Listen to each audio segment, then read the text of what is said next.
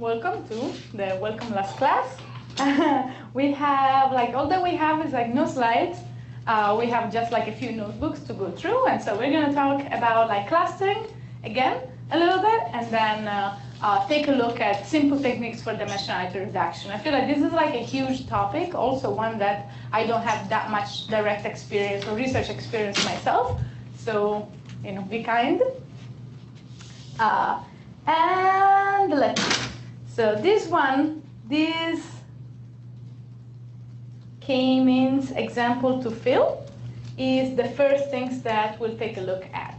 And so we're still talking about the same algorithm, K-means, which was this simple idea of if you have a distribution of points in feature space, the idea is you select some initial guesses for the centroids of your clusters, and then we've seen that you can do it randomly, but it's probably not the best in terms of helping the algorithm find the optimal solution. And then you assign every point to the current closest centroid, and this gives you your first tentative cluster distribution. Then you calculate the geometric mean of the coordinates of the points assigned to each cluster to find the new centroid, and basically you repeat these two steps of assigning points, recalculating the centroids until you reach convergence. And of course, convergence in this case, as we have seen, doesn't mean you have found the optimal solution, or the global minimum of your optimization function, which is the sum of the square distances for every point in each cluster summed over all the clusters. But in general, it means that results are not changing anymore, and so there is no advantage in continuing to run the K-means algorithm. So let's take another look at this, and most of this example actually comes from this Python Data Science Handbook by Jake van der Plas, which is a really great book. I think I had it in the class page, but if you guys want to look further, it's a really nice. You can buy the actual book for $28, but all the notebooks are online and free. So it's also a nice resource to have. Okay, so one of the nicest functions that we have, well, I'll do some imports here. And if you want, you can follow along. And we're saying make blobs. And this is a function that basically generates blobs of points. And in this case, we can say how many we want and how many centers. And so here, if you want to look at in this example, you have 4 blobs. And this cluster standard deviation, this is a parameter you can adjust to see how results change having points more clustered around or more spread out. So far I put it like this. And by the way, this also generates a true label. But because we are trying to implement an unsupervised algorithm, we're not going to use the true labels. And we're just going to see if the algorithm is able to pick these 4 distributions. Does it look like an easy problem or difficult problem? Easy-ish? Right. The only place where I can see a little bit of an issue is maybe here. Right? And this is a case in which I'm going to bet, or we could even check, that if you tell the algorithm I'm looking for 4 clusters, as long as your initial guesses for the centroid are well separated enough, I expect that you will be able to find them. But you can see that if we were to say, okay, I don't know how many clusters I have, guess it. I think that probably a solution with 3 clusters would be similarly good. And that's why, as I will try to show you a little bit later, I am a bit skeptical of using this type of unsupervised approaches completely unsupervised. And I think that the limitation of K-means, but actually a lot of these clustering algorithms that you have to tell in advance how many clusters you have is quite important. I think that even if there are methods to find the optimal number, I believe that in most science applications, they're not quite helpful. And so I think you always have to peek and see and adjust. Doesn't mean they're not useful, it's just I feel like it's not as unsupervised as it sounds. Anyway, with this one, and you can see that if I put 0.3, they become more separated. If I put a larger number, they become more spread out. So let's go with this one. And let's see, now we have to implement an algorithm, so there's not too much to fill. just because I can't remember much of the syntax of the various things, and so I just kept it to the basics. But I thought, okay, at least here we say from sklearn cluster import k-means, and then now we have our algorithm, and then let's give it a name like k-means. Ooh. K-means equal k-means, and then usually we have to give some parameters, and at the very minimum we want to say n clusters equal, in this case, what should I put? 4, right? Just because, like, okay, I have the luxury of being able to look at the distribution and guess how many clusters there are. Okay, I can do that. And then I guess, see, I already don't remember what the solution is, and I don't think I even have a cheat sheet for this one. So let's see. We can create from that a new vector that has basically the predictions of, like, the assignment of each point to a certain centroid, and I believe this is fit predict, and then my distribution of points, which was called x. And then once you fit the model, then the centroids will be available in, this should be, I think, lowercase. Let's see if I'm doing things right. And then centroid will have, there is a property cluster centers that will tell you, okay, where the guesses for the centroids are. So let's see if I wrote this right. I'm not super confident. Okay, something happened. So let's see. So what would be the possible y-means values? This vector of prediction will have what kind of numbers, you think?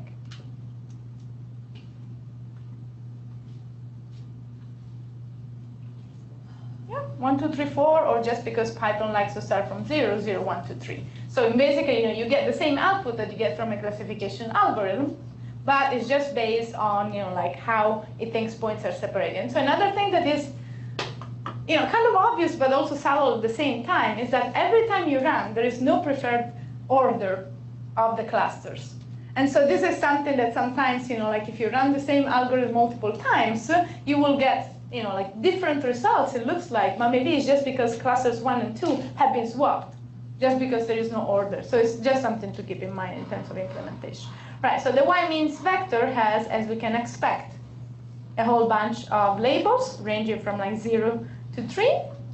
And we can actually see what happens here by having the scatter plot. And here, I'm just looking at my training data. And then I'm coloring them by the predictions that k-means is giving me to get a sense of whether or not the points have been classified correctly. And I'm also plotting the centers, which are called centroids. There is another term, they're called centroids because they don't need, they're just a geometric mean, and so the centroid doesn't need to be like a point in the distribution.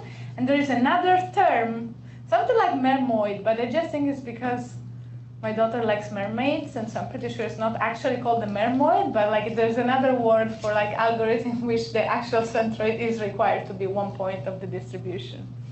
So if you happen to know it, let me know. All right, so we did pretty well. It looks like, we had like 4, and then, each one of these clusters has a different color, and so I think we can be happy. Now, I guess we can try and see what happens changing the number of clusters, just to get a sense of, like, do we do worse, better? And one of the things that we could use to look at how well the model is performing, we can't, of course, do our usual comparison of target values and predictions because this is unsupervised. So I don't have the true labels.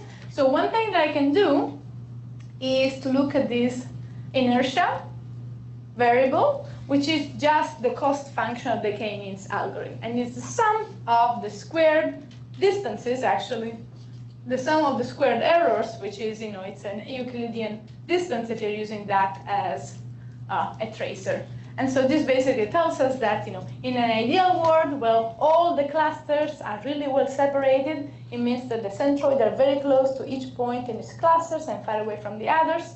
And so distances between each point in a cluster and the centroid is tiny, and so this becomes small. And in a world in which, like all points are spread out, no matter where you put the centroid, this will be large. So let's see. Here we have what happens for 3 clusters. And it's not that surprising, but basically you get that these and these are well separated enough, and then this one goes in the middle. We could probably fit these for, let's actually take a look at this inertia for 3 clusters. It's like this number of 589. Let's see. The inertia it's offensive that they used inertia. It should be I was wondering why. It should be the moment of inertia because it's the sum of r squared, right? So it should be what? The moment of inertia. Oh, I see. I mean, to us, physicists, we should be. Should we email them? Yeah. But yeah, we demand more precise. Fair enough. And yeah, I don't know. It's kind of like interesting also because you can call it like a million things. But so this is inertia of 599, and for inertia, like low numbers are better and large numbers are not so good. And so with 4, you actually see that there is like a significant reduction on these. And of course, I could say, hey, I think I have 6. And still this poor algorithm will do its best, and so what happens is that, it keeps like 2 clusters relatively similar, and is splitting 2 more clusters in 2. And this is something that we saw last time when we were talking about, how can you pick up non-convex shapes for your clusters, because you know that all the k-means can do is find globes, or globules, like, or like spherical, like round-ish clusters. And so we thought, having like many of them and then putting them together by hand was perhaps one way of reconstructing a distribution that is not convex. Okay, so what I try to do here is to give you a sense of how you can visualize the evolution of, okay, so when I do the inertia for 6, I get a better number. Right, and so this is sort of like, the classic trade-off between complexity of the model and lower chi-squared. And so this is what we are seeing also there. And so in some sense, like in the same way that, in like model selections, you're sort of like, trying to find the good compromise between having a model that's not too complex and having like, a decent measure of goodness. Here also, the idea would be that if you plot the inertia, and if you can see that at some point you have like an elbow in how that decreases with the number of clusters, that's probably where you want to be. Which, my take is that it's not that indicative as a way of really finding the true number of clusters, but this is what you're trying to do. And so in general, with more clusters, it will keep going down, right? Because then each point is closer to the center of its cluster.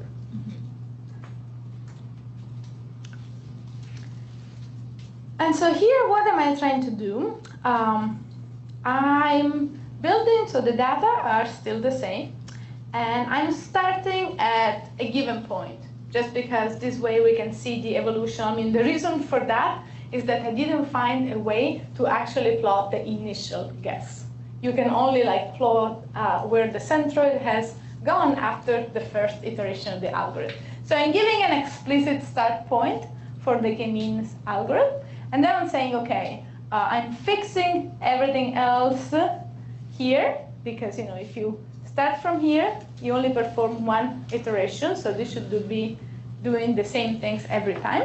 And I'm basically running this after the initial guess 4 more times.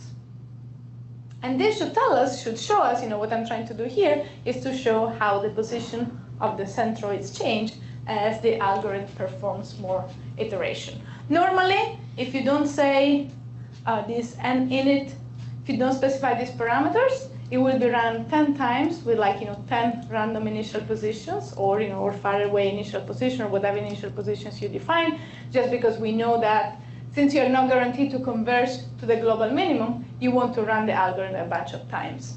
And the maximum iteration also, this tells you how many times the algorithm will be run before it declares convergence or just stops. And so here I'm saying, okay, let's run it 1 time, 2 times, 3 times, 4 times with the same initial conditions. And this is probably like not the best visualization, but hopefully will do. So you see here, these like 4 points are my initial guess. And so what happens here is that I'm expecting that all of these points will be assigned to this centroid. All of these points will be assigned to this centroid.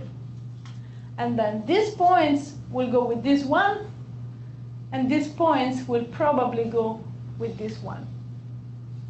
And so what you see here is that now this centroid, and notice that like the x scales changes from this plot to this plot, which is the next iteration, right? But basically, all of these points, they were now assigned to a cluster. So when I calculate the mean of that clusters, this basically finds its centroid and has converged. It's not going to move anymore, even after 1 iteration, just because all of these points were correctly classified in iteration 1.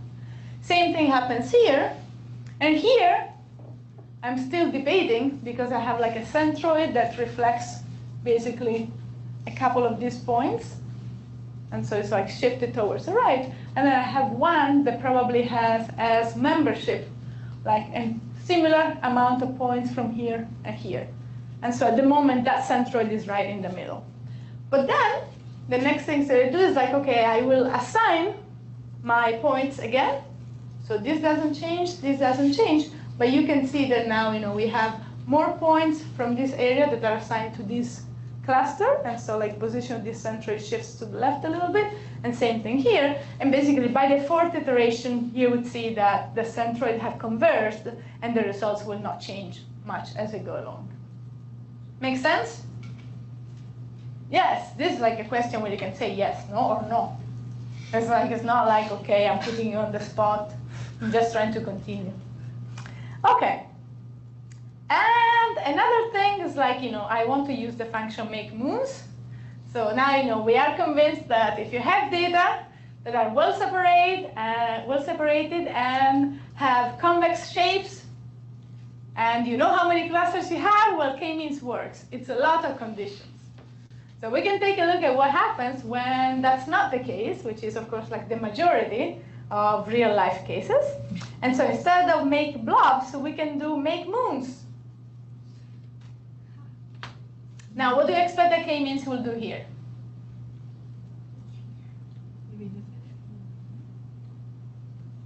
Will you be able to pick up these 2 clusters? No. Why? Can't do. And so how do you think they will divide this distribution? How many are we going to have it divided into? Oh, very good question. I would say 2, since we know that the true number is 2. So we're probably going to try with 2.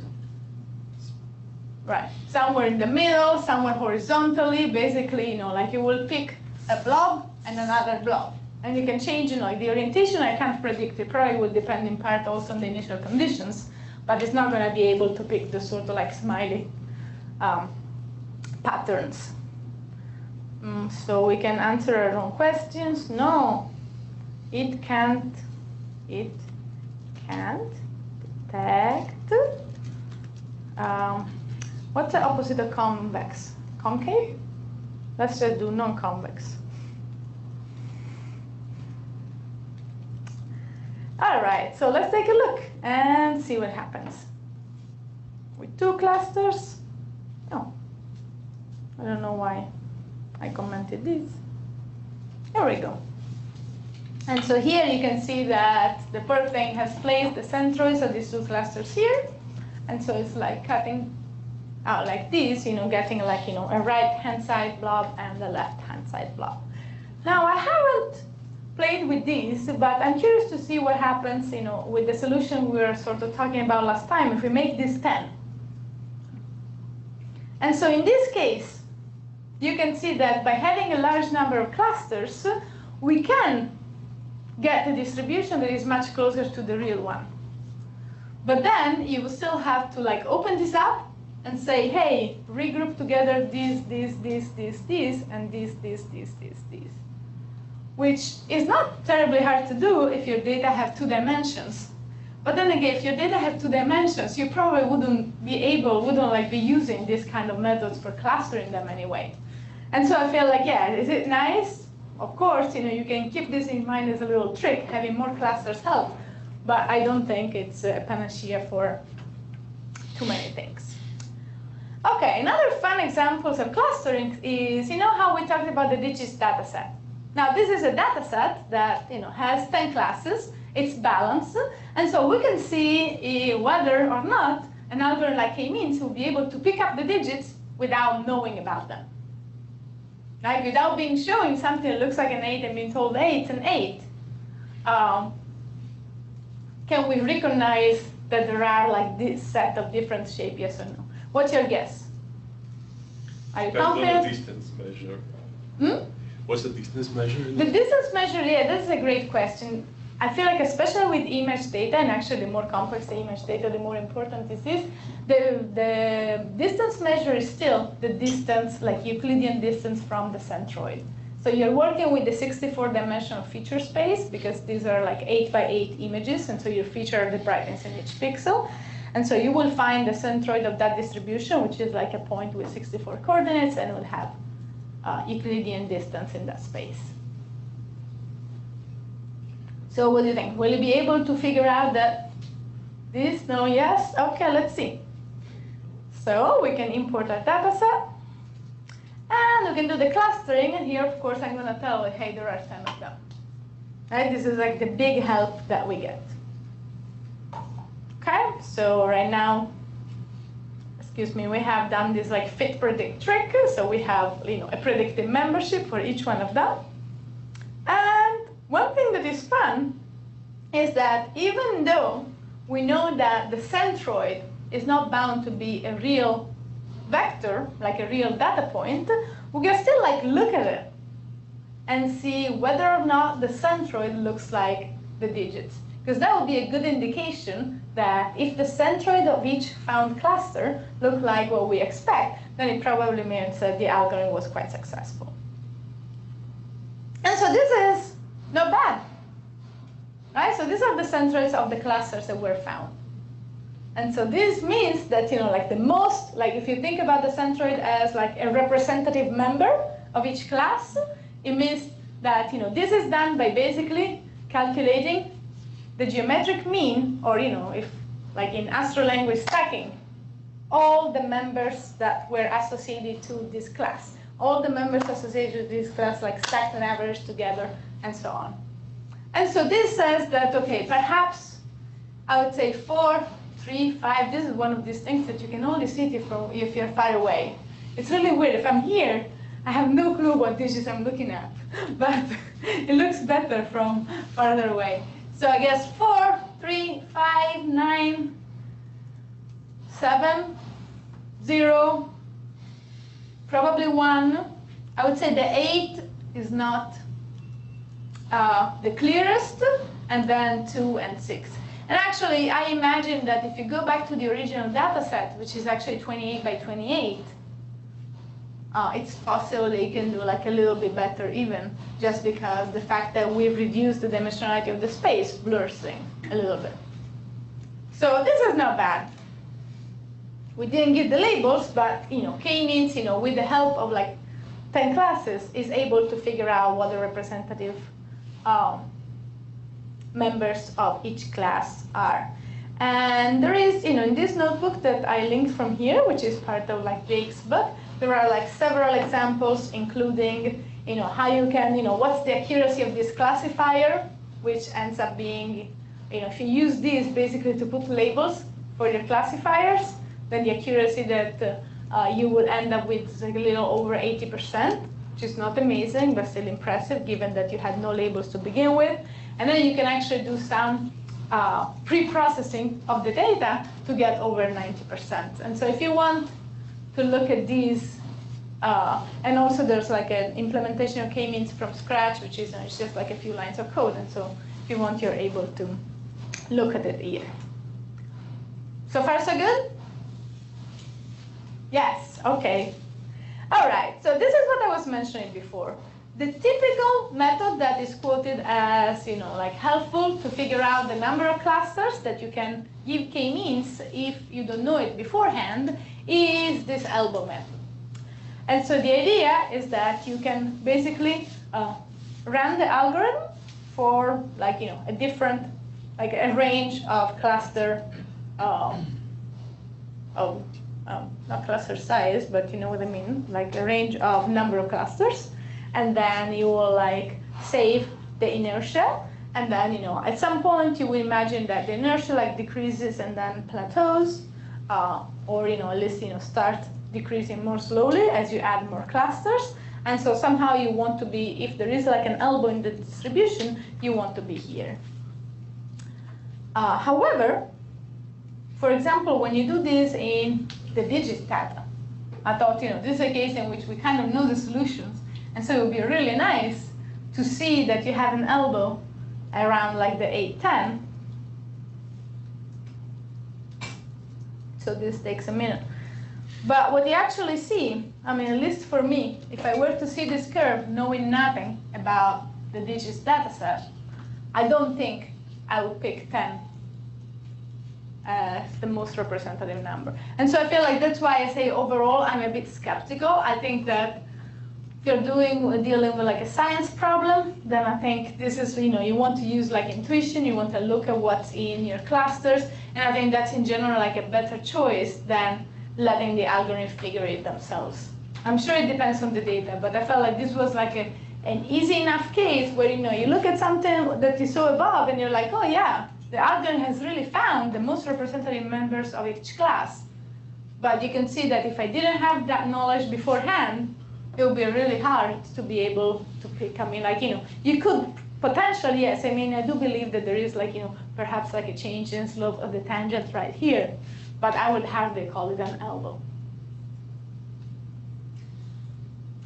Yeah, I feel like astronomers have come up with better grouping tools than this k-means algorithm. Absolutely. So, okay. All right. What do you have something specific in mind? Also? Well, I'm thinking friends of friends, or the density kind of threshold things. They'll be able to find all different shapes, and you have to set some connection level or some linking length or something like that. But I feel that's a little less user knowledge required than something like this. I agree 100% with you. I think that there is a lot of improvement that can be had, and maybe in the next example will be even more obvious if you're willing to write your custom distance. I think there really a lot of the knowledge and a lot of the effectiveness will come from there. Because now, right now we have all the features and we're giving, equal weight to distances in every direction.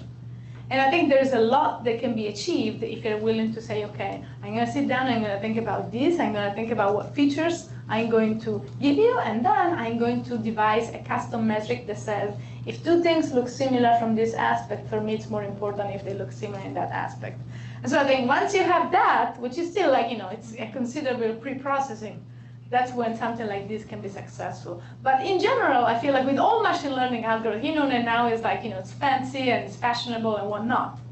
But I think this boils down to the same thing. You have some tools. If you don't know how to use them, or if you're not, willing to dig into what your problem is, they're not going to perform too well out of the box. And to go back to your comment, it's actually, so k-means is probably the easiest, the simplest of all the clustering algorithms. This is just an overview of all the ones that are available just in sklearn. And I really can't say that I understand them all, or even a part of them. But there are tons. I wanted to at least look at one hierarchical one, just to give an example. But I feel they're tricky enough. It's tricky enough to understand when to use one that it really takes time. But as you can see, there is a whole bunch, and they give you an idea of what kind of problems they are good for. There's a nice handy table here. However, there are a few that claim, for example, this dbScan or optics, they claim that they can figure out the number of clusters themselves. But I gave it a try in the digits and I didn't find any improvement. In fact, one of them gave me 1,797 clusters, and another one gave me like 2. So, to go back to that, I feel like, if you just like take them face value, I don't think they do very well. But I think that if you're willing to study, okay, what your problem is and to optimize the metric, I think there's a lot that can be done. And you can see that many of them are based on like a graph distance, like a nearest neighbor type of graph. And so I think they would perform more similar to what friends of friends tend to do, I think. If you run the k-means, like let the clusters go to like 200, it took a while, but then when you make the elbow curve, it somewhere between like 10 and 25. Right. So like you can get to that level. Oh, that's a very good point. So let's see. It takes a while. So I'm gonna, yeah, but you told me already where to stop, so I can make this 50. And change the plot range. Oh yeah. Let me do it then in a separate cell. We don't really run everything.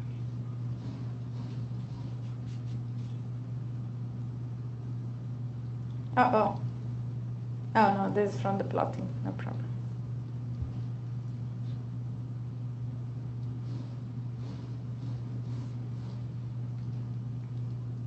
It's true. I guess that we could probably know that, okay, we don't want to go all the way here, and I have to say, okay, if I look at for the change of shape, it does for the change of slope.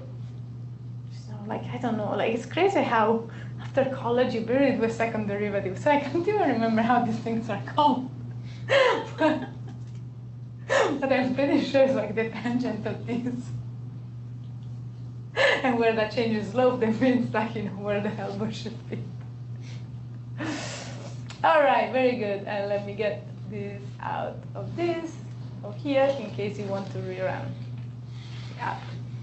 All right, so now that we're expert in like all the nooks and crannies of k-means, I thought it's maybe nice to try to do some science with it. And this is actually something that I do it in my class, and I'm using a slightly smaller data set here. But one of the first examples to applications of machine learning to astronomy was classifying the morphology of galaxies. That's because it's a case in which you have like plenty of labels that are given by people, and that you have like several classes, and many of them are easily identifiable by eye. And so my idea here was like, okay, would it be possible to figure out whether or not the classification system that we use is what will come out from the data without supervision? So if I do like a clustering on like a bunch of galaxy images, would I be able to find out that there are like spiral galaxies and elliptical galaxies and irregular galaxies? And the answer is but it's also here I'm working with like a very small data set, and there's like a ton that can be done on images. And so my goal here is just to get to a point to show you that, again, if you're just trying, I don't think the results are good, but it's easy to see what k-means is getting right or wrong. And so I feel like with coaching, then you may be able to get to a good result. And so for this, I'm using these tar files that I posted that have like images, and then images that have been retouched to eliminate some of the multiple sources. And this is something that I did, and I don't recommend that you do here. So I have something that says do not execute this cell, just because when I tried previously, I noticed that a lot of the initial classification were based on how many sources were present in the image. And so I thought I would at least like get rid of something so we could see what happens if you go a little bit further. So are you there? Do you have data? If you want data, do you have data? Yes? Anybody wants to wait while they download the data? Okay, so I'm looking at this like k-means galaxy images notebook. I'm going to assume, and actually the data set is not composed by 499 images, it's only 200. That's because the file was too big. And so I had to rescale it at the last minute. Okay, and this code here visualizes the first 25 objects in the data set, just to get a sense of what images we're looking at. And because I'm generating 25 plots in one time, like I remember the first time I did that, I had to upload my settings in the Jupyter notebook. So if you get an error, like I've placed here a link that should help. And I guess, shall I put this down a little bit since we're working with images? Not that I have no clue how to do it, but I'm pretty sure this is some automatic mechanism.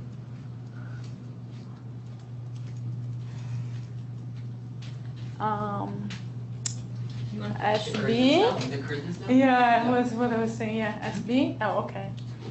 Thank you. Yeah, I thought maybe just to see some colors. Oh, sorry. Did I interrupt you? I was hoping you could do two at the same time, but I guess not. Two? No, this other one, yeah, but. Oh. Wow.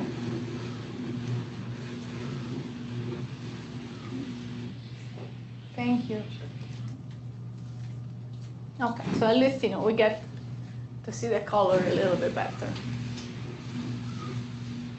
So this is just like you have like 200 objects, and they're from a data set that was used by Kaggle, this website that hosts online competitions, and so the data are from Galaxy Zoo.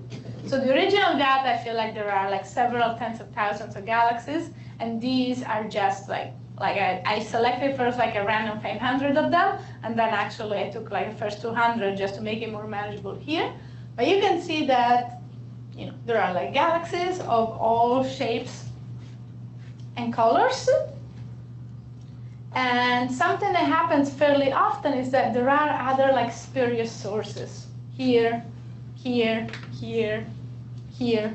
And so the first thing that I thought, okay, let me do this just to make our life a little bit simpler is getting rid of those. And I thought maybe, this is this sort of like, make blobs and take out blobs. This is also feel like something fun to use just in case you have to do a little image processing. And so there is this package that scikit-learn has to work with images called skimage. And it has these nice functions called blobdog, bloblog, and blobdog. They have some meanings that I have unfortunately forgotten. They're like, slightly different procedures to find spherical sources. And so here, in this, so this is like a cell that it's okay to execute. And so it just shows for the first 5 objects, it will show us how it found multiple sources. And I also sort of flagged objects for which we have multiple large sources that were detected in the image. I didn't do anything with them. At some point I thought, okay, let me see what happens if I take this out, but I didn't. And so basically what you're saying is like in the first object, 5 sources were found. In the second object, 9 of them were found because it also detects this little one. In this third one, it found 6 sources. In this fourth image, he detected multiple large sources. And I sort of defined a large source as something which is like comparable in size, more than half the size of the central source. And it was this one. And then in this last one, it found like 5 sources. And then this line here, I'm creating a mask, like in all the blobs. And then I'm setting the image luminosity at the mask location to 0, which basically is the same thing of blacking out the sources. And so what you see here in this line is the result. It's not perfect, and I think there's a lot that can be done here at the pre-processing level to make this nicer and to make algorithms work better. But at least you can see that like this big one is gone, this big one is gone, and probably it would be safer to actually cut out a slightly larger radius than what I found here. Okay, so this is the one where I'm saying do not execute, and actually I did it for all 499. For fairness, this should be like 200 in case you ever want to do it yourself. And so I'm doing the same thing that was doing up, but I'm saving the new sources with just like this prefix, just to say, okay, this is the data set I'm actually gonna start here. And so this is the first thing that we actually do. We want to read in the images, and then the original images are like 424 by 424, and even with just 200 of them, they're large enough that the first thing I'm doing is resizing them to like 100 by 100. These are RGB images, so they have 3 layers, so the actual size of the image is going to be like 30,000 at the end. And then I'm creating, like, well, this is just like sort of like a big list of the image arrays, and then I'm stacking them together to obtain that NumPy array that I always have to feed to sklearn in order to get something meaningful. So let's do this, and it should take just, I don't know, maybe 15, okay. Like, not too bad. Are we there? And so let's see now the shape of this array is like we have like 200 images. Each one of them is 100 by 100 by 3, where the 3 is for the RGB channels. Okay, so right now, I don't know. I want to use k-means on this data set, but I don't know how many clusters I have. And so I said, okay, let me try with 2. Like the most basic classification that I can expect is, well, if I could divide ellipticals and spirals, I feel like I would already be happy. And that's why I thought, okay, let me see what happens when I try with 2 clusters. And I thought this doesn't look so difficult because usually they are fairly different, at least in color. So even if you weren't to look at the morphology and like to detect things like spiral arms and other substructure, I feel like one of them tend to be reddish, one of them tend to be bluish. And so I was hoping that with 2 clusters, this will work out decently. So let's see here. I have my images, and I can run my k-means. Okay? And so y of k-means will only have 0 and 1s, because it's only like 2 classes. And so, well, this is definitely not the most elegant, but a practical way of figuring out the size of the 2 clusters. So I get 57 galaxies went in one, 143 galaxies went in the other one. All right. So here I wrote a little code to take a look at the first 25, because if this worked, and this is like the let's supervise it part, this works, we would expect the galaxies that have been put in the same clusters to share some sort of similarity. So let's see, I have yk means 0 here, and so I'm only considering this, and I'm reading the images that basically belong or have been placed in the first clusters. This is where having y means equal k0 here, sorry, equal 0 here, and here means. Let's see. This takes a minute just because it's opening and generating the plots. And I have to say, the images that we're looking at as the original one, the actual algorithm is working with blurrier versions. They have been resized, but still. So, what do you think? I wouldn't say that these have a lot in common. This is funny. I wonder why these ones were not found. And maybe because of the color. Maybe they weren't like bright enough in each of the channel. Like this has been like. And you can do the same thing for the same cluster, for the second cluster. So here I'm just changing this to y means equal 1 and y means equal 1.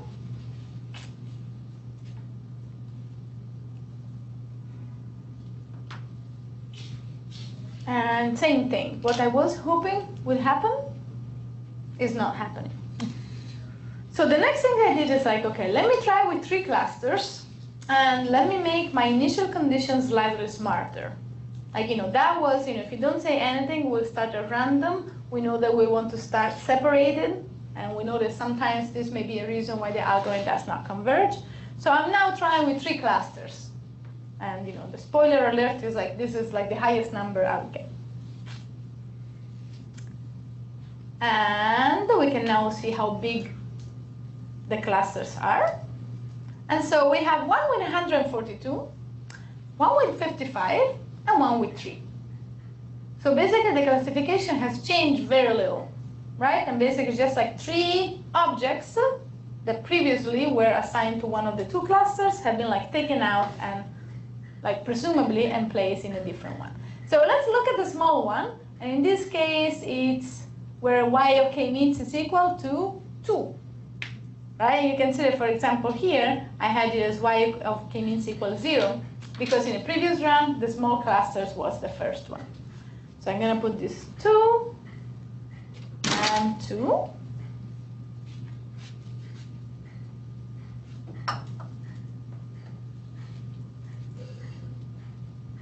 And give him a moment.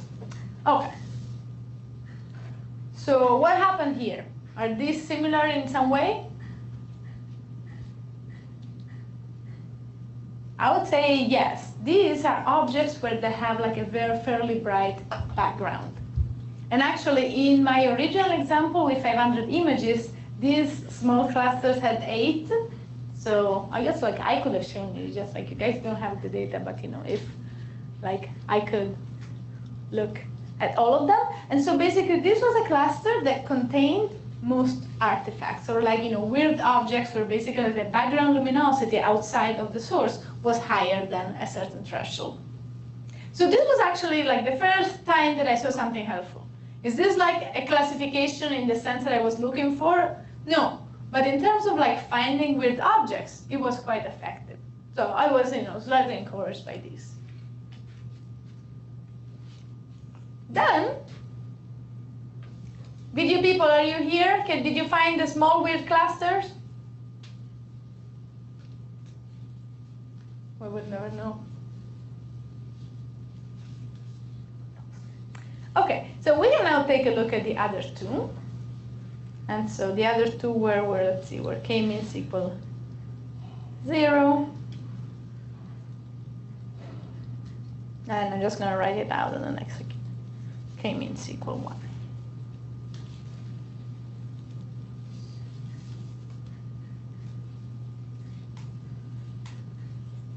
All right, so these are the galaxies that have been placed in my first cluster, and as you can see, you know, it's actually, I think, fairly similar to what we saw above.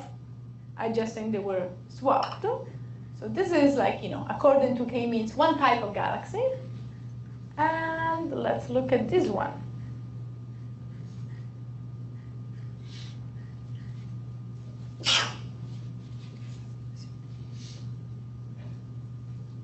They do, yeah, this is 0, yeah. And this is 1.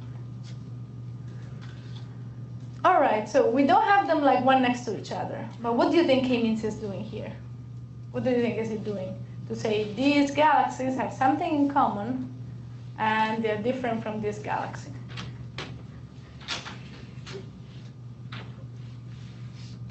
Maybe the size of it.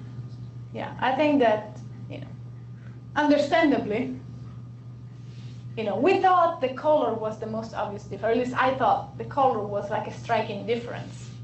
And, you know, you can have, if not, I would say at least shape, right? How can you think that this shape is the same as this shape? I mean, we also should remember that the actual algorithm is working with a blurrier version, so you lose a little bit of details. But, you know, like, how is this similar to this? It's a different shape, it's different colors, you know, to a human, it's obvious that these are different objects. But this poor algorithm, I think, is placing like the smaller sources in one cluster and the larger sources, in another cluster. Can't blame it also. So I think that probably the most promising step forward would be to somehow renormalize the sizes. Like, since in terms of like morphology, we don't expect, well, I mean, I'm sure there is a correlation. If the size of the image is related to the distance, you know, there is like a correlation between morphology and redshift. But if you don't want to go that route, I think that probably the most promising thing would be like, okay, I see that this per thing is not able to distinguish between small galaxies and large galaxies, so let me just renormalize, or, you know, like do some sort of like cutouts so that typically the center image has always the same size. And I think that this would be promising. Another thing that I think would be promising is to hack the distance measure to say I care about color.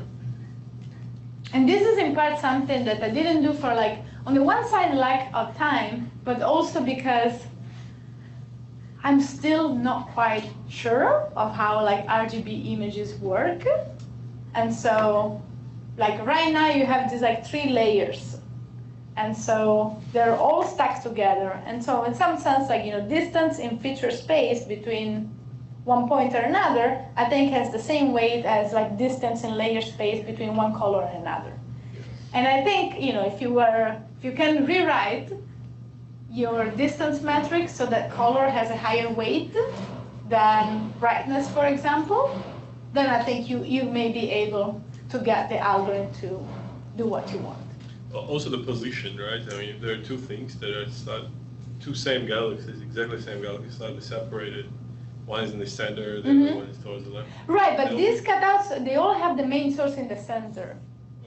Okay. So this is like part of pre-processing. Right, and so I think having the cutout would, you're saying would like also make that problem milder because, so this is something that I had, like hoped to achieve by like, cutting out the sources. But obviously, as you can see, it's not perfect, and so I'm like working more on that size of, like focusing on like the one source, like making it like a standard size, I think would help. And how did you choose the size of the cutout? Because if each pixel gets equal weight, then there are a lot of blank pixels. Right, and that's another great point. Right now we have, you would imagine that if there is like an equal amount of like darkness, it shouldn't matter, but it's true that this is basically also a waste of resources because rather than making the actual image smaller, I could just like cut out the background and this would probably also work.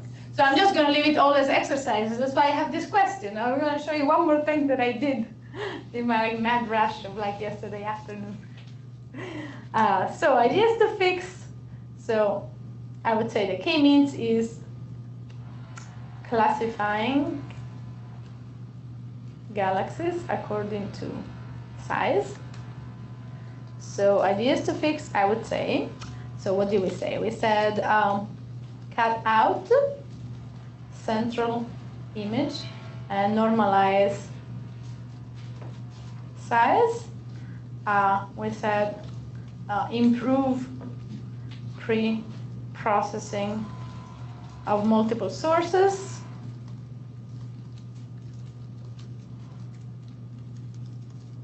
And probably I would say modify the evaluation metric to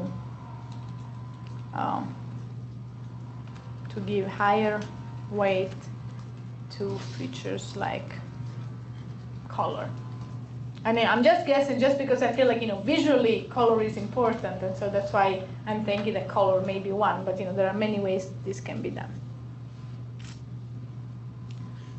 Yeah, there are some distance measures that are invariant and they're twisting and moving things.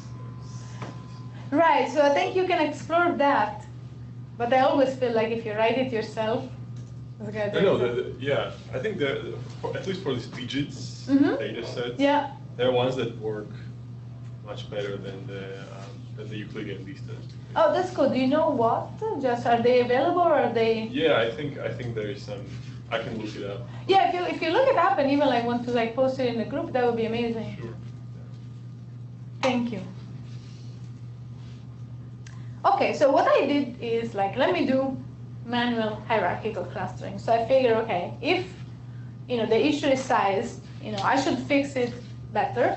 But then what I thought is like, let me now look at like the galaxy that we place in one cluster. Let me see if I can do splits of that one. Just another way that you can think, okay, maybe to get similarity, you're sort of like now building, well, it's called the dendrogram, but it's like a decision tree where like keep splitting your cluster, and like until you feel like, okay, like the objects in these subdivisions are similar enough to one another. And so for this, I said, okay, now I may have to change the numbers because let's see, Well, this is the second cluster. Which one should we examine? The one with the little galaxies or the one with the big galaxies? What's your favorite?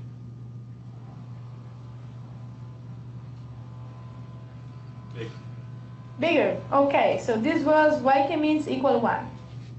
Okay, so here you can say, okay, now let's build another like 2 cluster classification on the images for which yk means of the original classification is 1. And then I can build a different prediction vector. So now I'm taking the galaxies in this cluster and I'm splitting them.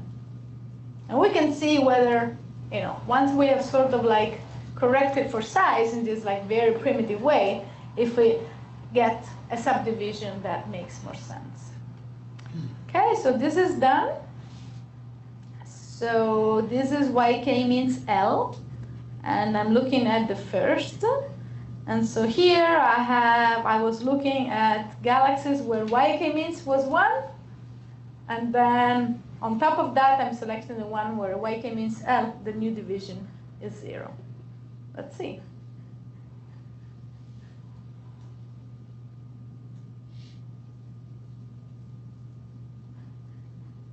And I can do the same thing for the other cluster. I just need to change this. Okay, I got this, and let me just do it also for the one, and then we can see if we think we are improving or not.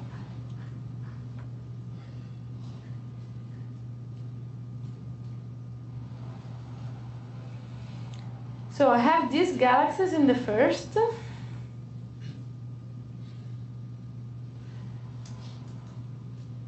And these galaxies in the second.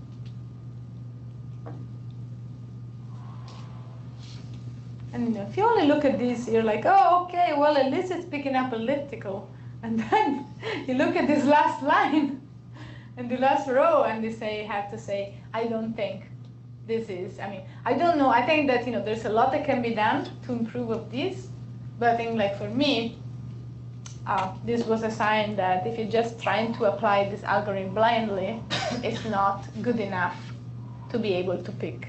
Like, this metric is not rotationally invariant, right? So like a galaxy, a spiral galaxy. That's a very good point. I didn't even think about it.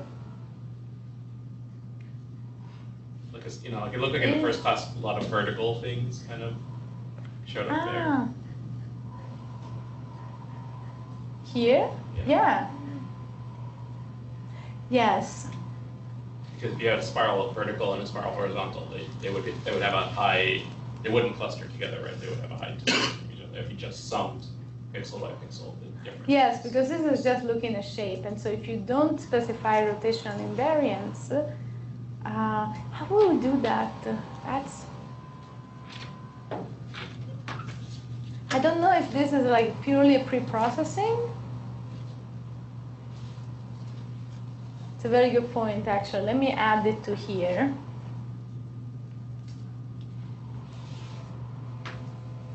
I put it here because I think it is so any metric should be rotationally invariant, or the data set should be pre-processed to correct for. I'm gonna say orientation. Orientation is not. Well, it's not inclination. Orientation, I guess it works. Yeah, if you fit an ellipse to every source and then align by the right. So you could do something like that, so that their like main axis of rotation is something. The one there's spherical don't matter. Or I think again, I can't quite I imagine that there are ways to do it within the algorithm, but I think this is probably a bit more annoying, but the simplest way to achieve that. Very good. Other ideas?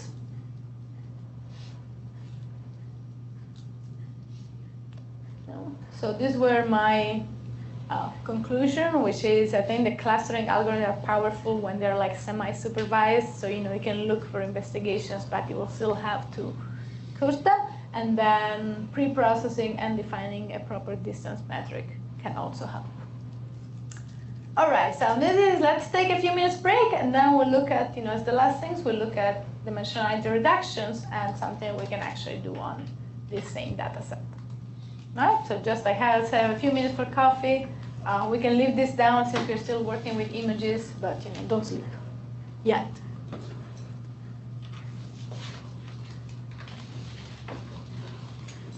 And video people, do you have any questions or comments?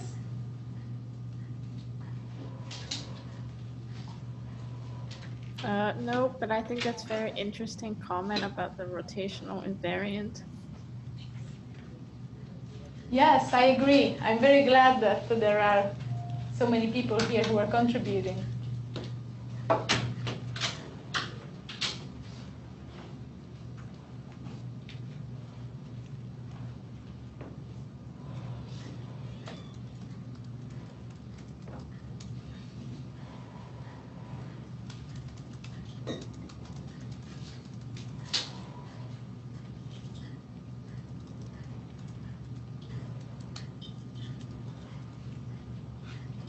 I don't know, I can imagine here you could also try to have like many clusters so that at least you achieve like decent amount of similarity between members of the same clusters, and then you can decide which ones you want to group together because they're similar enough for you.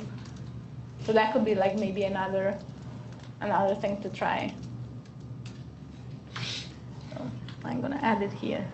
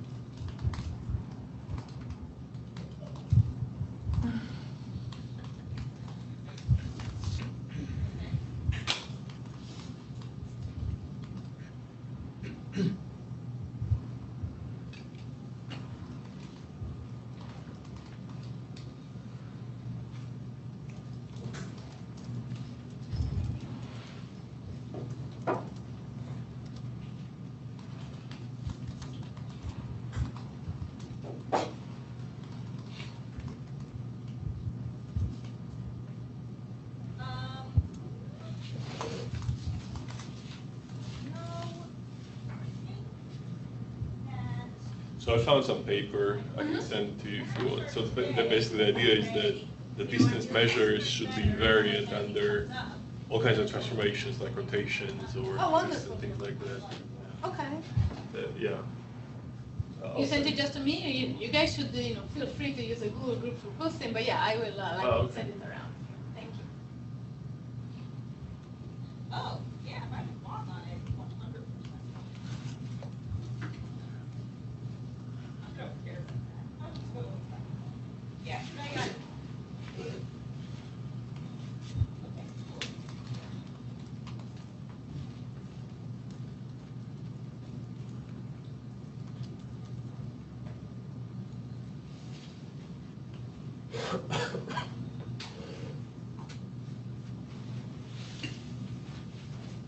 Okay.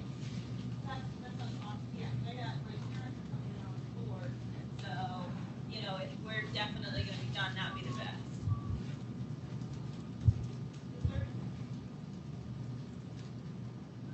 Okay, that sounds awesome. Yeah, so, yeah, if you brought up our, we're good to go. Okay, all right, cool, sounds good. All right, yeah, thanks, Tim.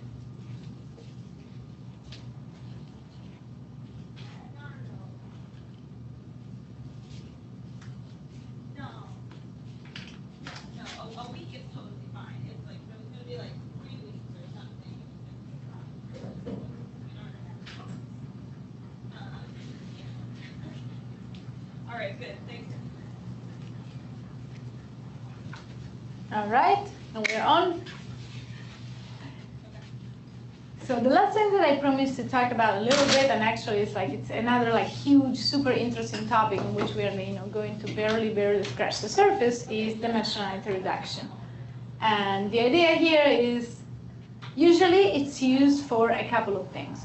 One is because sometimes just like the sheer size of your data set is large enough that you need to find a way to make it more manageable.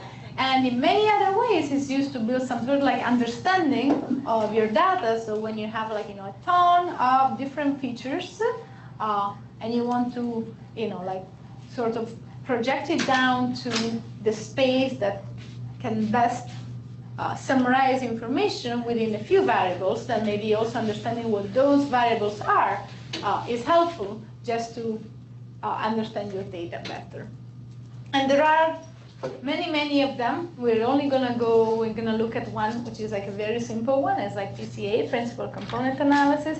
It's simple, but I feel like, again, understanding simple things, I think is like, it's a good stepping stone to go to the more complicated ones. And I feel like this is, I would say, good enough in many cases when what you're trying to do is working with something which is more manageable.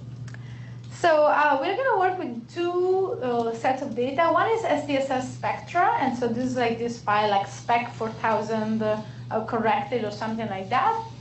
It's an adaptation of an example that actually is on like the sklearn website. And the other is we're going to try and see what happens to dimensionality reduction on the same images that we've been working with, just because it's fun to see it in two different contexts. So here, nothing new.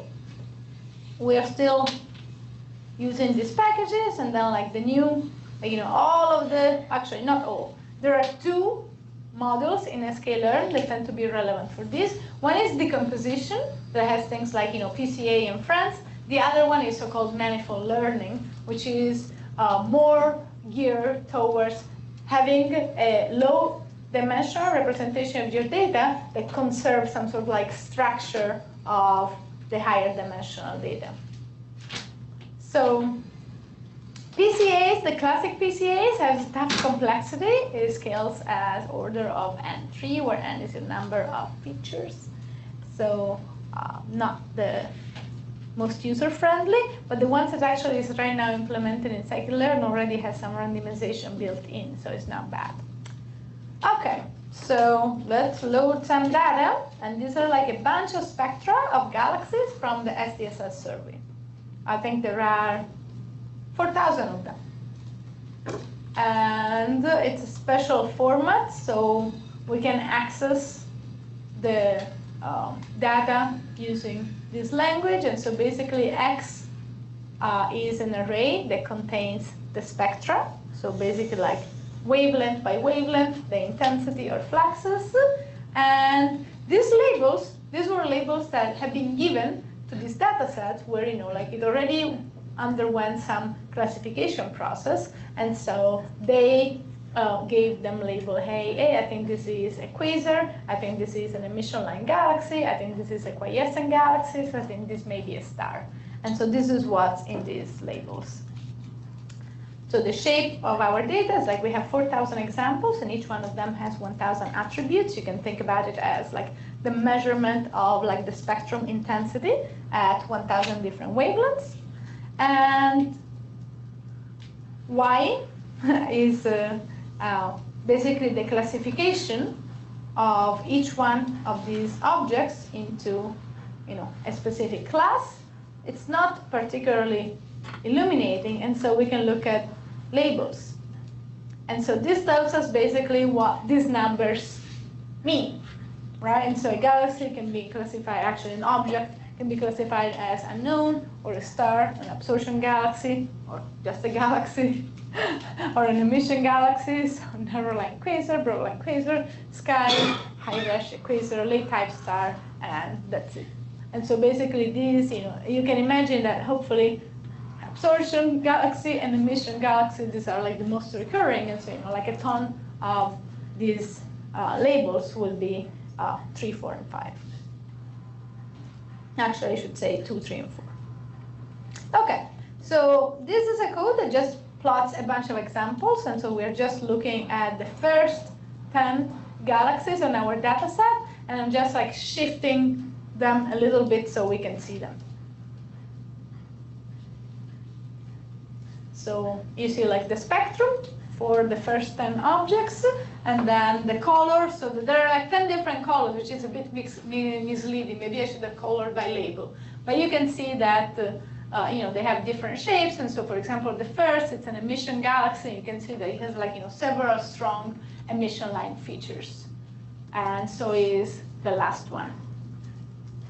Now this is it's interesting, but it doesn't tell us anything about the characteristic of the data set overall. And so what we're doing here in this next example is like we're plotting basically the first occurrence of a galaxy for each class, for the most common / interesting classes, right? So like getting out something like unknown stars that are not of particular interest to us if we're studying galaxies. And so this basically tells you, okay, these are different examples of objects that fall into this category. The offset is artificial. This is just so we can see the data, but you can see that in general, different shapes will correspond to different types of objects as we expect.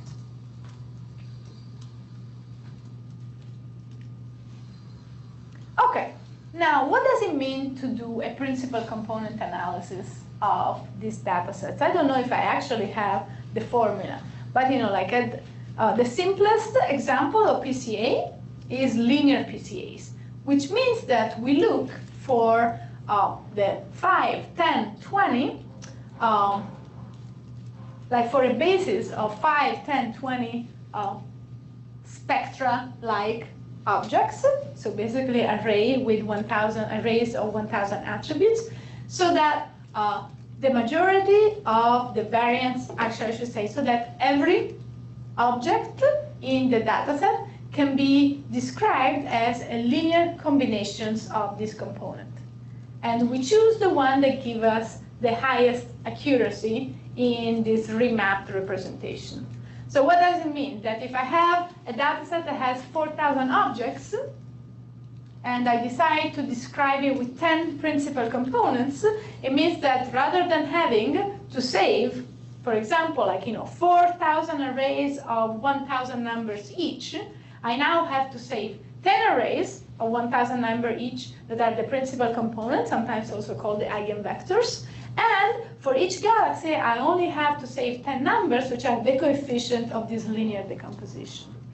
And so this is where the dimensionality reduction comes in. I go from a data space that had 4,000 elements of 1,000 length each to only 10 of them, plus the 10 coefficients that I use for every galaxy. And so the principal components will be, in some sense, what they correspond to is, if I look at all the variation or variance in my data set for these 4,000 galaxies, I will pick the 10 components that can explain the maximum variance. And so in the end, this means that when I project down my original spectra to these 10 components, and then I compare the original to this lower dimensional representation, I expect to find a small difference if the representation is good. And of course, this is something that, again, I can imagine that I can do better with 20 components than with 10 or 5, but where I put my cutoff depends on how, what matters to me, how accurate I want to be, and how much of this dimensional reduction I want to achieve. So we can do this here. And on top of that, looking at what these components are sometimes tells me what are the most important features that make different objects different or similar. So in this case, let's see. As usual, it's 3 lines of code. What I'm doing here is normalizing the datasets. In many cases, this helps just because you're looking at galaxies and luminosity may differ a lot between galaxies if they are a very different redshift, but typically what you care for is the shape. You want to say the objects are different if they have different shapes, and so it's usually helpful to normalize all of them. And then we can just do like a decomposition. And here I'm using 50 components. I'm fixing the random state just so you know it should be reproducible for all of us. And then my projections is called PCA fit transform. What did I do? I didn't execute this initial cell. Here we go. Okay. Ah. Oh. Okay, so this is done. So I want to look at the shape of this. So basically what this array now contains is for each one of the objects in my dataset, 4,000 of them, I have, instead of 1,000 number, I have 50. This 50 are basically the coefficient of the linear decomposition of each object into its principal components. Okay, so this plot the eigenspectra, right? These principal components, let's see, are they going to have some meaning? Probably I don't want to plot all 50 of them, so I'm just going to go with the mean that doesn't have a lot of information because it's just like the mean of everything, and then like another 4 of them.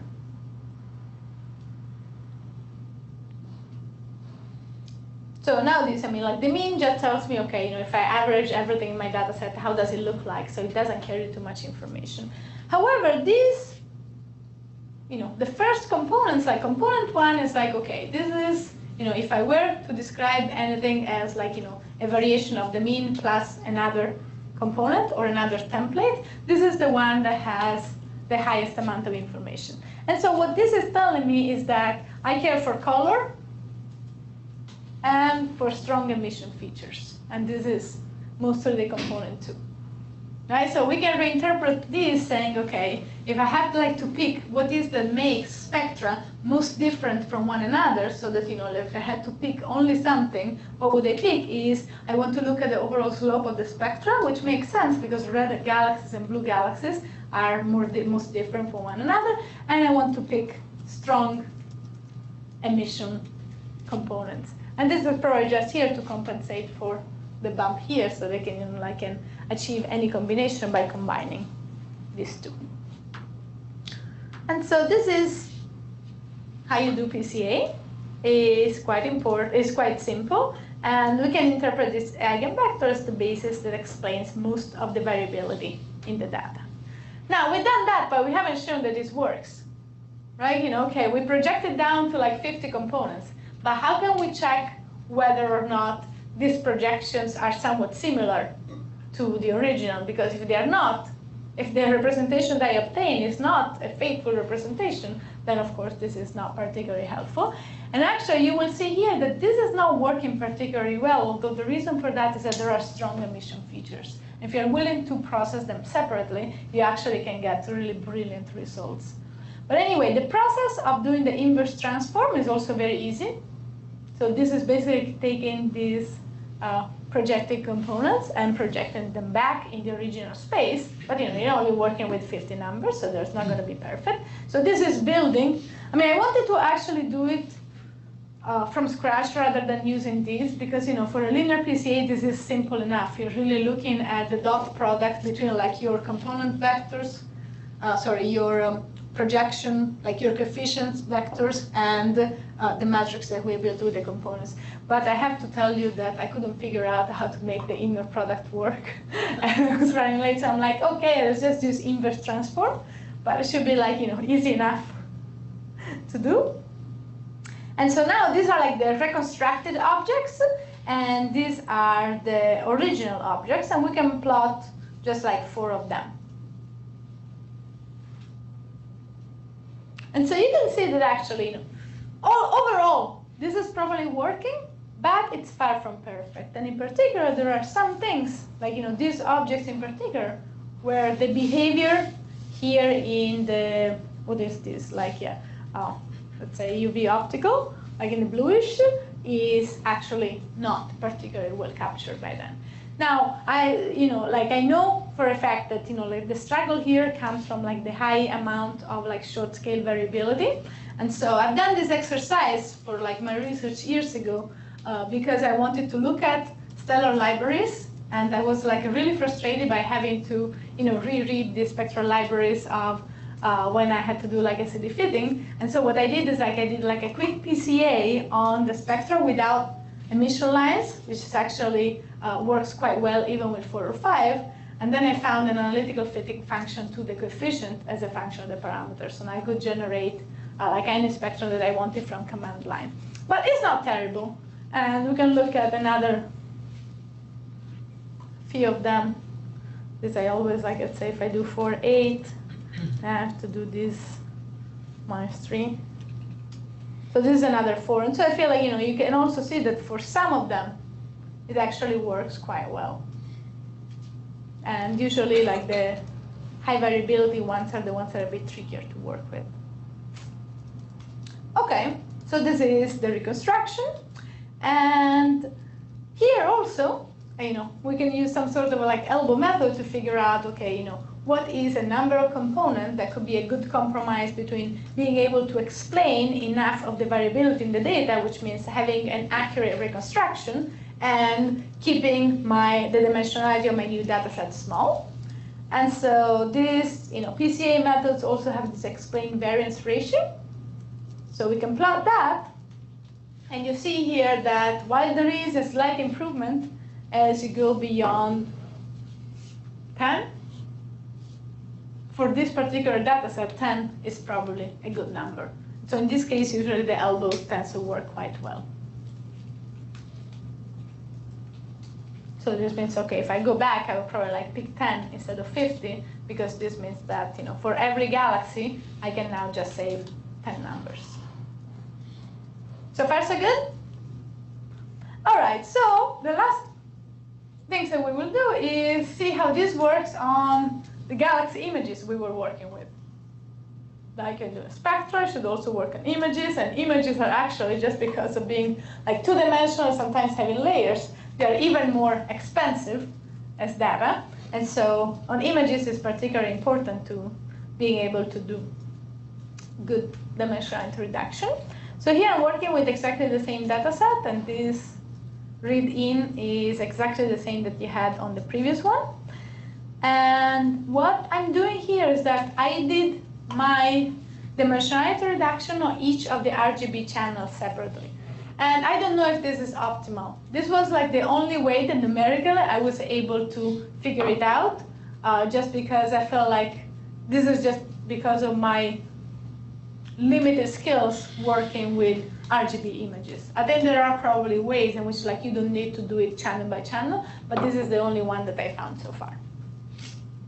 And so now basically I created, I extracted each one of the channels. So this is like R for red, and this is basically a reshaping of my image array that has like 200 objects and a whole bunch of features and 3 layers, and I'm taking the first layer. Right, so just extracting the red. And I'm now left with a data set that has 200 objects. Each image is 100 by 100, so I have 10,000 features. And I want to bring this number down to something more manageable. So rather than having to save, like 1,000 numbers to represent each object, I want to have something smaller. And we can try with 100. This is like, a factor of 100 reduction, so it's sizable. I'm doing the same thing. Okay, let's see. So the new shape will be like 200 objects, 100 features per object. And let's see, the components are what in the estimator are my eigenspectra, which actually in this case they're called, like in the jargon of they're called eigenfaces. But of course, like eigenfaces doesn't quite apply to this, so we can think of them as eigengalaxies. And so if we had, to come up with the Platonic idea of a galaxy, probably looking at the principal components of a large data set, hopefully would show us what we have. And we can plot the first 50 of them. Now, I don't really expect, do we really expect that we need 50? I can tell you that, in most image processing problems, 10, 20 components are more than enough, and then typically what you start seeing is noise, but I'm plotting 50 just because we can. And so here we are. So I mean, I guess like somewhat unsurprisingly, like the first is, which I don't think this is the mean. So the first is like a blob. The second one is another blob. And then I guess we have like a bunch of components that basically allow you to describe galaxies that are not spherical in shape and have different inclinations. Again, something that I imagine that if you were to reprocess the data set to sort of like correct for orientation so that like all galaxies have the same orientation, I imagine that this could be improved and you can like squeeze this down to a much smaller number, just because like elongation will be something that you only have to account for in one direction. What you can see here, basically you're looking at the same thing but just sort of like slightly rotated. And then I feel like most of these I would say have to do with having like multiple sources, because they seem to be like combinations or like different brightness blob in different places. And then from here on, I think we have a hard time saying we're looking at anything different from noise.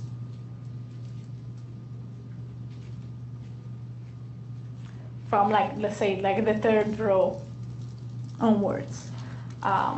So we can also see here if there is like an obvious optimal number of components. So if you have to pick, let's say, what would you bet on? Where do we expect to find an elbow? And this sort of like explain variance score. This is 5 by 10.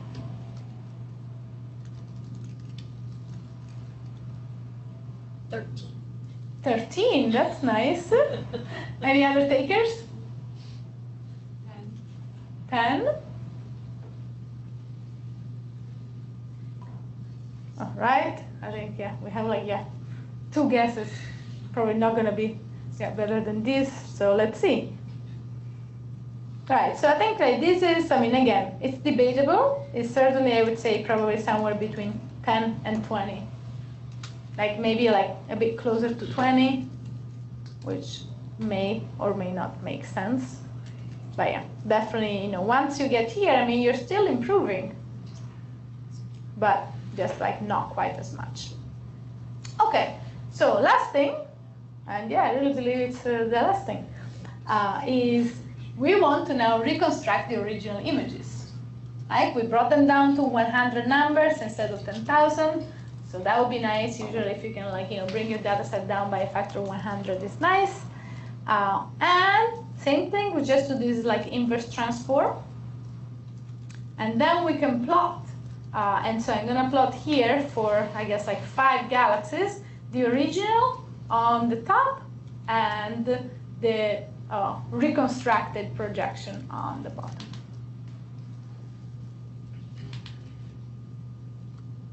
So you see, it's not bad.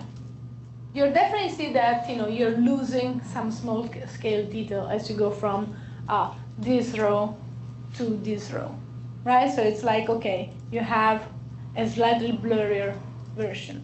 So according to what kind of science you're doing, this may be enough for you, or it may not be enough. And so you may want to play with that number to see what you can do. And in general, this is something that is used a lot, for example, as a pre-step to clustering. And so, like this is another way, you can decide whether or not you think like enough information has been conserved from one to the next. But, especially because clustering algorithms often have fairly poor scaling with number of features, just because they have, like the distance are calculating in every single feature direction, that having these as pre-processing for clustering or other science is actually quite common. One of probably like the most common application of these. So this is for like just one channel. So you see a grayscale.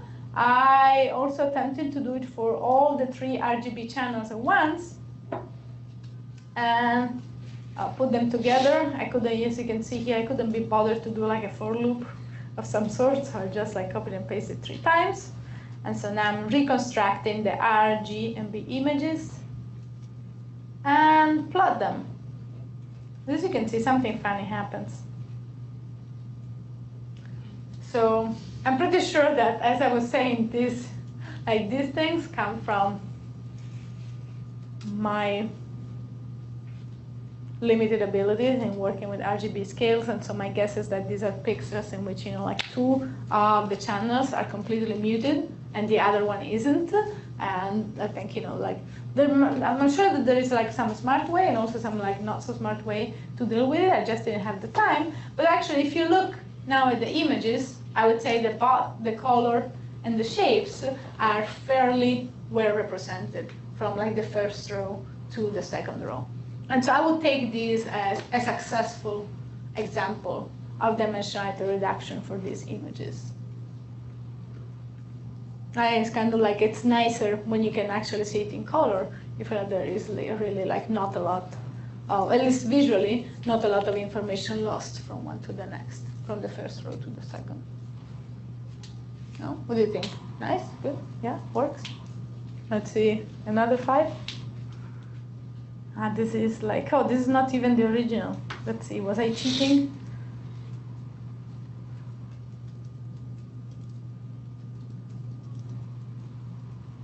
No, I guess, I mean, if you don't mind the confetti here, I think it's like a pretty decent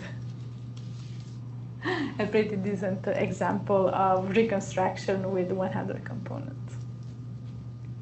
Any questions, comments?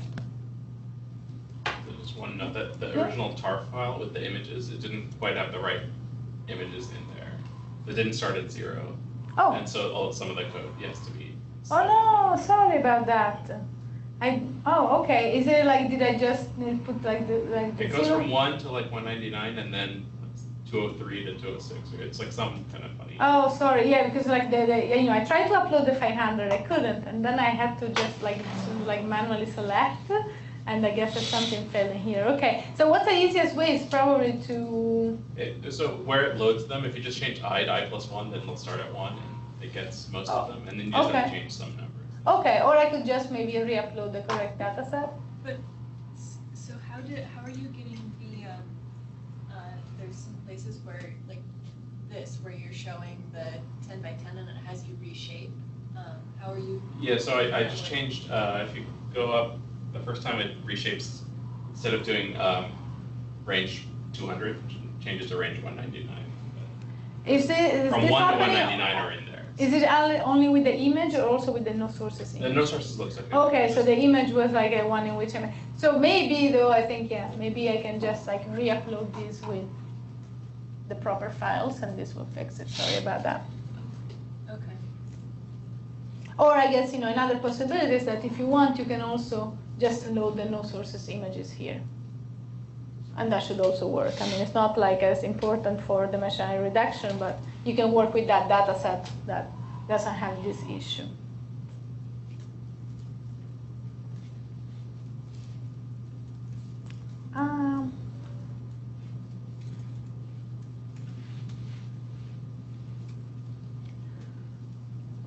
So this is pretty much it on my side. I wanted to, since we have like a few more minutes, I mentioned that it's common to use some sort of dimensionality reduction as pre-processing step for clustering analysis, but you can also sort of like use clustering itself to do dimensionality reduction. And so maybe we can look at this example here.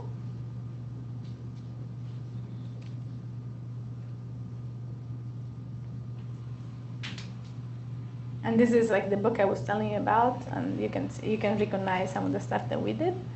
But this is something that I also found quite interesting. And so, for example, you could do clustering to achieve like color compression with images. So this is an example of, well, a picture with many colors. And in general, any like JPEG picture, it's a 3D array with red, blue, and green colors as integers from 0 to 255.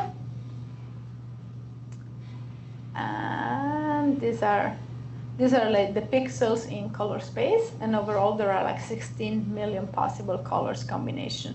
This is like the red versus green distribution for 10,000 pixels in the image, and this is the red versus blue distribution. And so the trick here was like, okay, we could do like a k-means clustering across the pixel space to go from 16 million colors to just 16. So this is, like it's sort of like I found like an interesting way of doing something that you usually do with dimensional reduction with clustering. And so I feel like there's a lot of overlap between methods that are presenting as one on the other. So take these like 16 million possible colors, cluster them in 16 clusters, take the center of each one of these clusters as one of 16 possible colors. And so this is the reduced space, which is, it's less brilliant. Overall, you can imagine that losing some of the extreme examples and sort of like, averaging everything out gives you slightly less brilliant hues. And then you have the 16-color image on the right. It's, not quite as nice as the first, but there is like, like about a factor of 1 million dimensional reduction from left to right. And it's still like, all the structure that was in the image is still present from left to right. And so I feel like for me, this was like a really like nice thing to look at as, like an example of using clustering in a more creative way than what this is usually used for. And one last thing is that, there are tons of dimensionality reduction technique. I only talk about PCA and the linear case, which is the simplest. But there are kernel PCAs, which like make use of the kernel trick to project down in dimensions that may not be available to a simple linear decomposition, and so they're quite powerful. And more complicated things like TSNE, these I feel like they're popular. We have used it actually in our paper. I think what this is very good for is taking sort of like keeping a similarity measure between like a large dimensional data set and a small dimensional data set. So that basically they give you a measure of similarity so that they project data in 2 dimensions so that if 2 points are sort of like similar to one another in the high dimensional space, they would also be close by in your new plot. SOM, these are like self-organized maps. And I think that I just put this link here. And this is something that we saw briefly in the beginning, and this gives an idea of how, like, how many different methods you have to sort of take this like 3-dimensional data space and project it down. But I think like it takes quite a while to understand like the technicality, and so that's why I decided to just like stop with the simplest one, which is the linear PCA. But all in all, I think we're all set. Do you guys have any other questions or comments? No? Well, thanks for coming. It was really a pleasure to have you. And as you know, I think probably by now I really like to have all the service, but I will send you a form if you want to send some anonymous feedback, just in case like we do this again, or maybe like another way. It would be great to hear what kind of things you enjoyed the most, what kind of things you think could be done differently. There were like topics you didn't think were necessary, or other things you would have liked to see. And other than that, I think we are done. Yeah!